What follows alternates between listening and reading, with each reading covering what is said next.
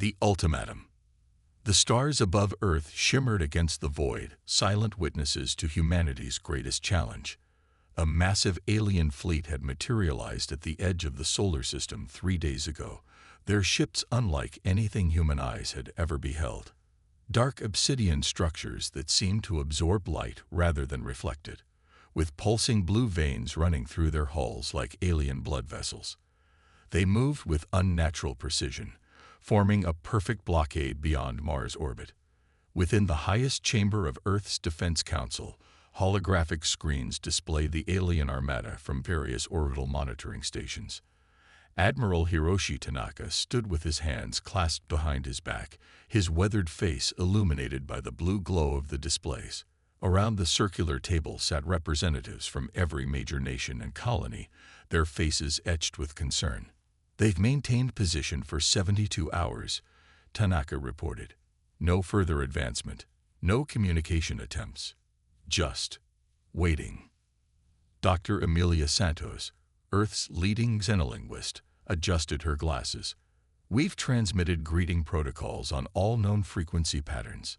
If they understand any form of electromagnetic communication, they've chosen not to respond." The chamber doors slid open as Captain Ilara Chen entered.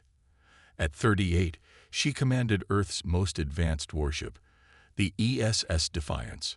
Her uniform bore the insignia of the United Earth Defense Force, and her reputation preceded her: brilliant, unorthodox, and fiercely loyal to humanity. "Captain Chen," Tanaka acknowledged with a nod. "I'm glad you could join us." Chen moved to the center of the room, her eyes scanning the tactical displays. "I came as soon as the Defiance cleared Jupiter's orbit. What's the situation?" Before anyone could answer, every screen in the chamber flickered simultaneously. The images of the alien fleet vanish, replaced by a single figure. Humanoid in basic shape, but clearly not human. Skin the color of burnished copper, with ridges where eyebrows should be, and eyes that glowed with an inner light. When it spoke, its mouth didn't sync with the words, suggesting some form of translation technology. "People of Earth," the figure began, its voice unnaturally smooth. "I am High Commander Zexkal of the Galactic Confederation. Your species has been observed since your first radio transmissions reached our monitoring stations. Your rapid technological advancement and aggressive expansion have been noted with concern." The room fell silent, every person frozen in place. "The Confederation Council has determined that humanity represents an unacceptable risk to galactic stability. Your propensity for violence, combined with your adaptability and resourcefulness, marks you as a potential threat. Therefore, we present you with a singular option: complete surrender." Tanaka stepped forward.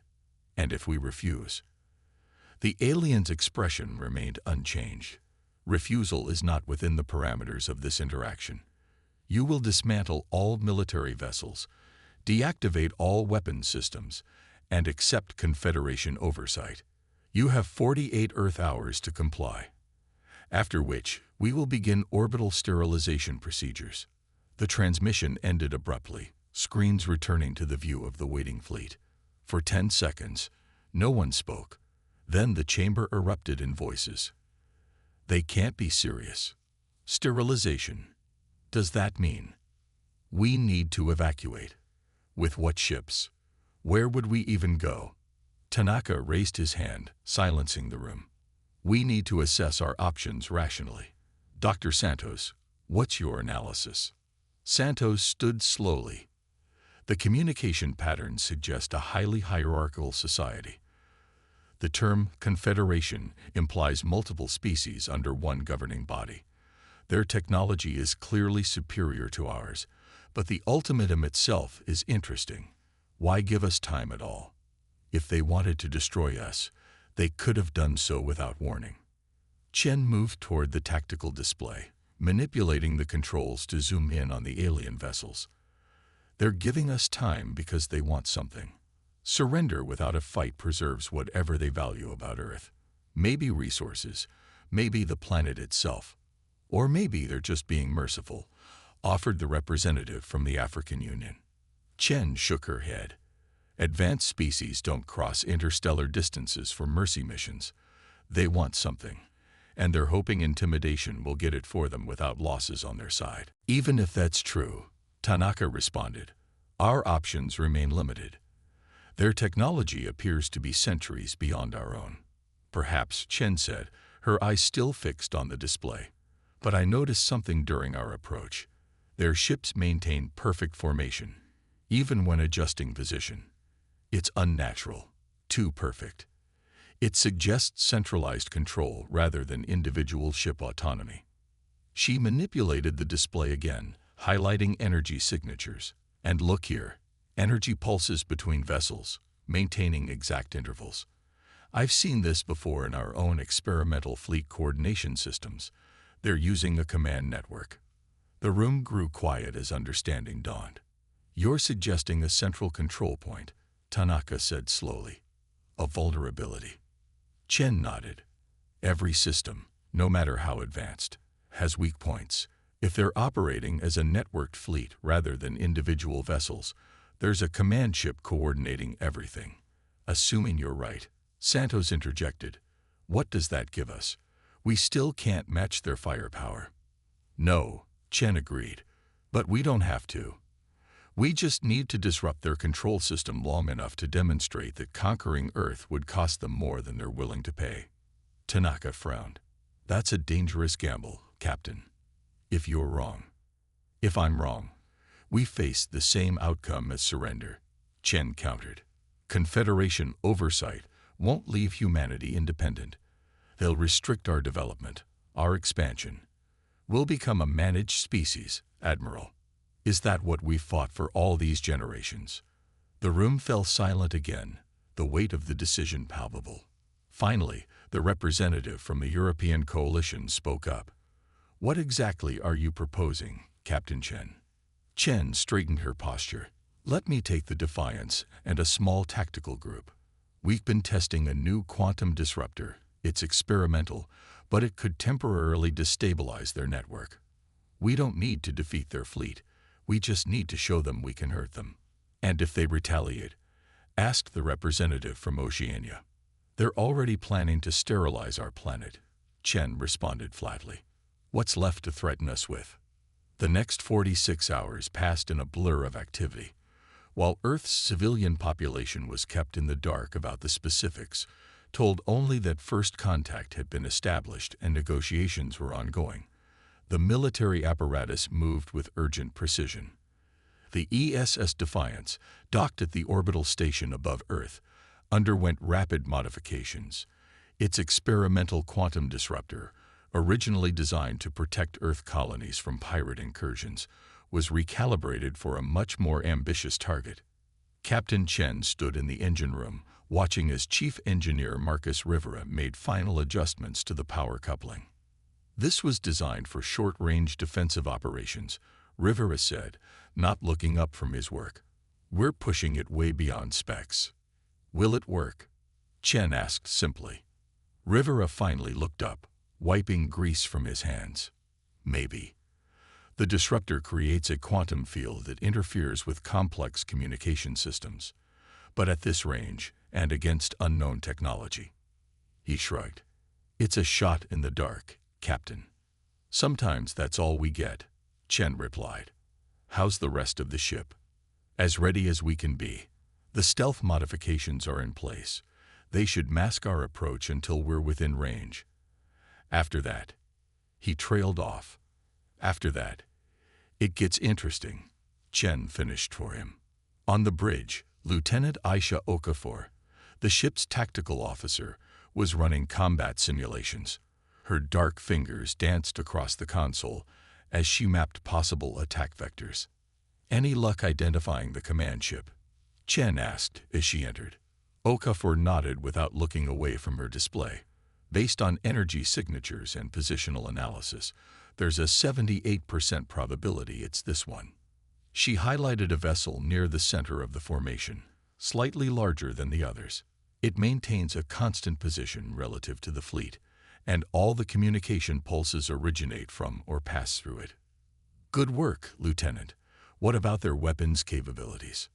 Unknown, Captain, they haven't powered up any recognizable weapon systems yet, but their hulls contain what appear to be emission ports. Could be anything from energy beams to some kind of exotic matter weaponry. Chen took her command chair, studying the battle projections. So we're going in blind against a technologically superior enemy with unknown offensive capabilities, using an experimental weapon that might not work, to execute a plan based on an educated guess about their fleet organization. Okafor finally looked up, her expression serious. Yes, Captain. Just another Tuesday. Despite everything, Chen smiled. This was humanity at its core, facing impossible odds with determination and dark humor. The final hours before the deadline ticked away. The small task force assembled in Earth orbit. The Defiance would lead, accompanied by 4 smaller, faster vessels that would provide distraction and cover. It wasn't much against the might of the Confederation fleet, but it was humanity's answer to the ultimatum. In the Defense Council chamber, Admiral Tanaka watched the clock count down. The official response to the Confederation had been drafted but not yet transmitted, a deliberately vague message requesting clarification on certain terms, designed to buy the Defiance team the time they needed to get into position. As the 48-hour mark approached, Dr. Santos looked to Tanaka. It's time, Admiral. Tanaka nodded grimly. Send the message. The response transmitted from Earth's communications array, racing toward the waiting Confederation fleet at the speed of light. Humanity's answer to an impossible demand. Not surrender, but defiance. Humanity's answer. The ESS Defiance slipped silently through the void, its experimental stealth systems bending light around its hull. Behind it, 4 smaller vessels, the Harrier, the Swift, the Peregrine, and the Kestrel, maintained formation, their engines running dark. Captain Chen stood on the bridge, watching as Mars drifted past their starboard viewport. Entering optimal range in 17 minutes, Captain, Lieutenant Okafor reported, her voice barely above a whisper despite the fact that sound couldn't travel in space. Chen nodded. Status of the Confederation fleet. No change in position. They're still waiting for our formal response. Communications Officer Raj Patel turned from his station. Admiral Tanaka reports the delaying message has been sent. The Confederation should be receiving it right about now.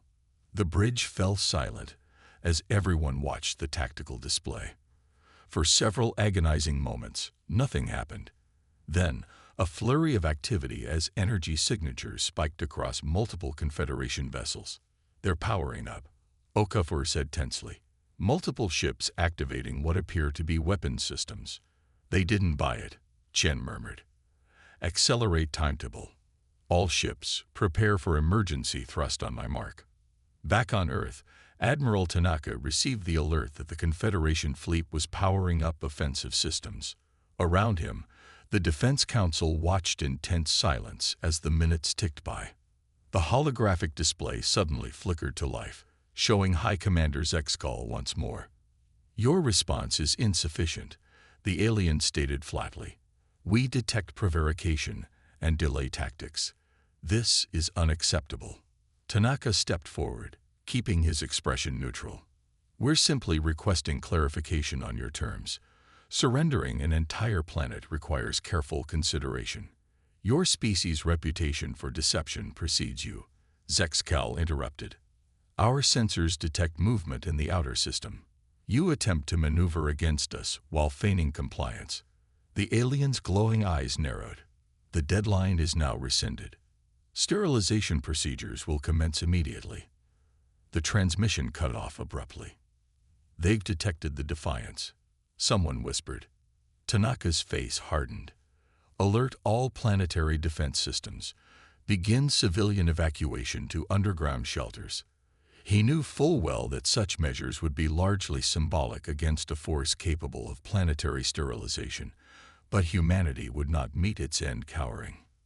Aboard the Defiance, the atmosphere had shifted from tense anticipation to urgent action. They've spotted us, Chen announced to her crew.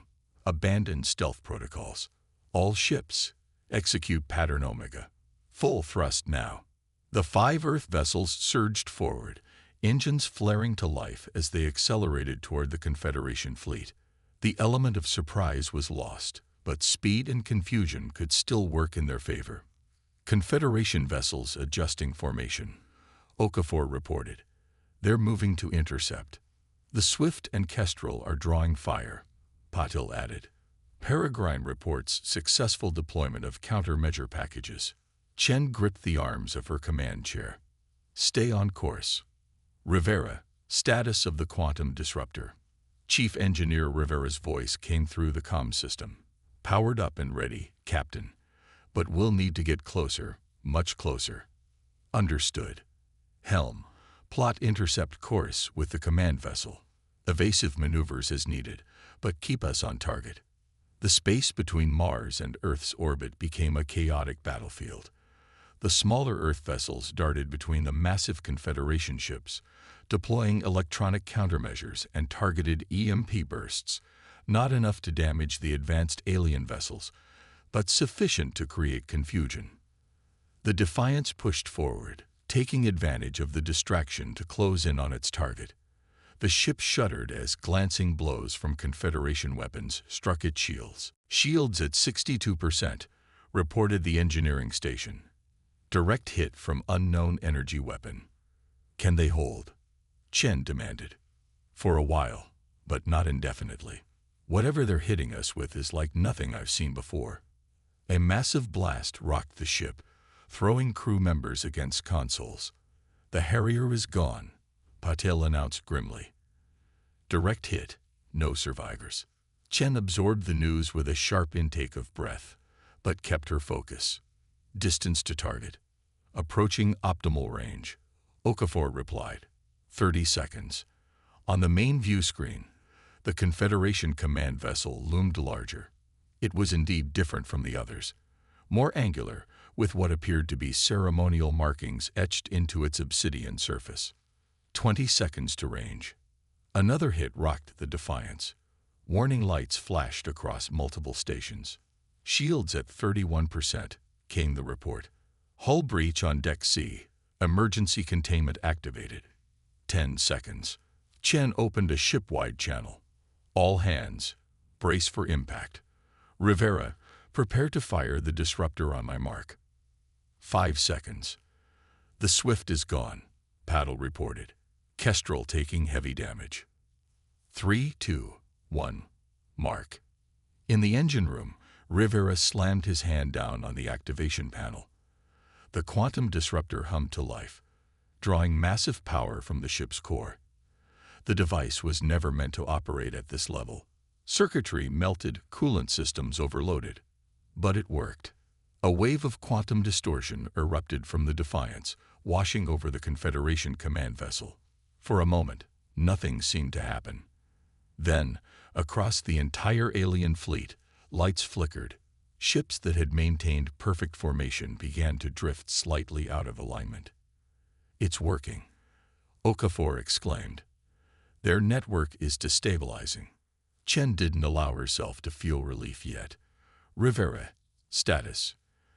The engineer's voice came through, punctuated by the sound of alarms. The disruptor's fried, Captain. Complete burnout. We've also lost power to the main drive and weapon systems. We're sitting ducks here. Chen nodded grimly. They had expected this. The plan had never included a safe extraction. Understood. Patil, open a channel to the Confederation command vessel. Channel open. Chen stood, straightening her uniform. This is Captain Ilara Chen of the Earth ship Defiance. Are you receiving? For several seconds, there was no response. Then the view screen flickered, showing High Commander Zexkal. The alien's composure had slipped. There was visible tension in its posture. You have committed an act of war, Zexkal stated. Your ship is disabled, your fleet decimated, and yet you request communication. I do, Chen replied calmly, because I want to make something very clear. What you just experienced was a prototype weapon, hastily deployed by a single vessel. Earth has more. If you proceed with your planned sterilization, We will ensure that the Confederation pays a price far beyond what you've calculated. Zexkel's glowing eyes narrowed. You bluff. Our scans show your vessel's systems are critically damaged. This ship, yes. But you didn't know we were coming until it was too late, did you? Despite your advanced technology, we'd managed to approach undetected. Consider what else you might not know. Chen took a step closer to the view screen. Humanity has a saying, Commander, cornered animals fight the hardest. You've cornered an entire species. Are you prepared for what happens next? For the first time, uncertainty crossed the alien's features. The Confederation has catalogued thousands of species. Chen continued. How many fought back like we just did? How many made you bleed for your conquest? We may not survive your attack, but I promise you this, the Confederation will remember Earth for generations to come. Silence stretched between them. On the bridge of the Defiance, the crew held their breath. Finally, Zexkel spoke. Your tactics are unexpected. The Council's assessment may have been incomplete. Then I suggest you take that information back to your Council, Chen responded. Tell them Earth is not a prize to be claimed. We are not a threat to galactic stability unless made one. But we will not surrender our autonomy. The alien commander was silent for another long moment. A reassessment will be conducted. Hostilities will cease during this period. But be warned, Captain Chen of Earth, the Confederation does not offer third chances. The transmission ended. On the tactical display, the Confederation fleet began to move away, maintaining a defensive posture but clearly disengaging. The bridge of the Defiance erupted in cautious cheers. They had done it, bought time, at the very least. Perhaps even changed the equation entirely. Chen sank back into her command chair, the adrenaline that had sustained her finally ebbing away. Casualties? She asked quietly. Paddle's voice was somber. We lost the Harrier and Swift completely. The Kestrel reports heavy damage and multiple casualties. Peregrine is operational but damaged. On the Defiance, 17 confirmed dead, 32 injured. Chen closed her eyes briefly, acknowledging the cost of their gamble. Begin rescue and recovery operations, and get me a secure channel to Admiral Tanaka. As the crew moved to their tasks, Chen gazed out at the stars. The Confederation fleet was still visible, a dark mass against the backdrop of space, but no longer an immediate threat. Humanity had earned a reprieve, not through surrender, but through the very qualities the Confederation had feared: resourcefulness, determination, and the unwillingness to accept defeat. 3 days later, as the ESS Defiance limped back into Earth orbit, the first diplomatic transmission arrived from the Confederation. Not an ultimatum this time, but an invitation to discuss terms. Earth would send representatives, not as supplicants, but as equals. The stars above Earth shimmered against the void, silent witnesses to humanity's finest hour. Not a victory through superior force, but something perhaps more valuable: respect earned through courage and ingenuity. As Captain Chen watched her damaged ship dock with the orbital station, she knew this was just the beginning. Humanity's place among the stars would not be decided by alien decree, but by human determination. The Confederation had demanded Earth's surrender. Earth's fleet had answered instead. And the galaxy would never be the same.